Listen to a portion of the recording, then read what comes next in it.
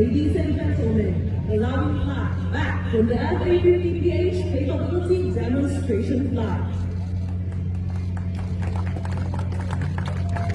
Stepping out of the FA-50 aircraft number 7 delivered in 2017 from the 7th Tactical Fighter Squadron is the 17th President of the Republic of the Philippines and the Commander-in-Chief Armed Forces of the Philippines, His Excellency Ferdinand R. Marcos Jr., all signs, Loyalist.